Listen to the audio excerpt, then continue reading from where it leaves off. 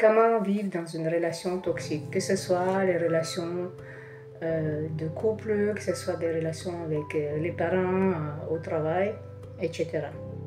Première chose qui est importante, c'est avant tout, l'autre personne, c'est toujours ton miroir, à chaque instant.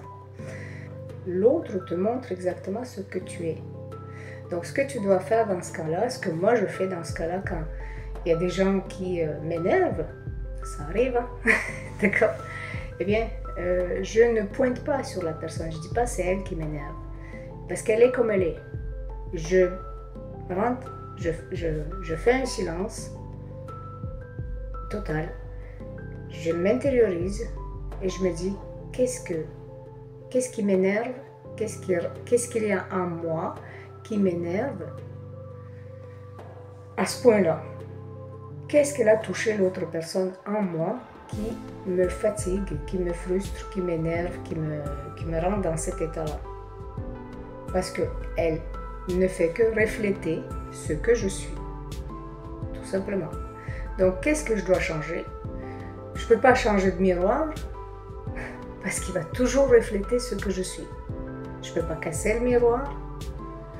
Je ne peux pas. D'accord? Donc, qu'est-ce que je peux faire?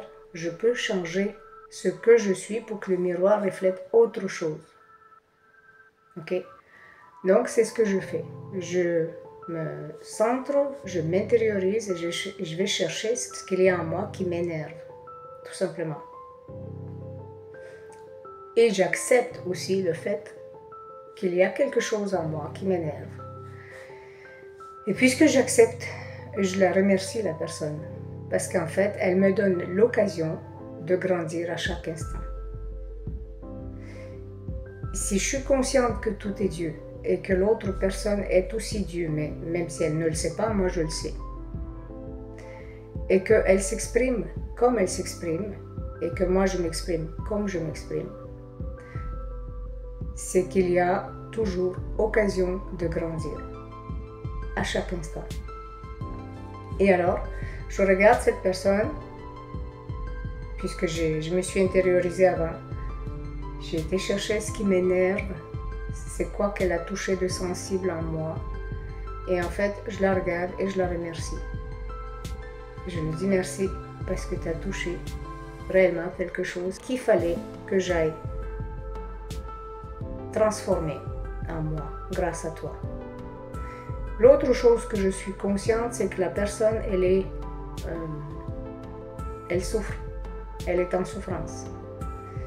Et que pour qu'elle puisse être toxique, c'est qu'elle-même, elle est toxique pour elle-même déjà. D'accord? On est d'accord que si tu es heureux, à l'intérieur, tout le monde est heureux. Or, si tu es toxique, c'est que tu es souffrant. Si tu es toxique pour les autres, c'est avant tout, tu es toxique pour toi. Donc, c'est ce que je vois chez la personne, c'est qu'en fait, elle s'empoisonne elle-même. Et qu'elle-même, elle ne s'aime pas.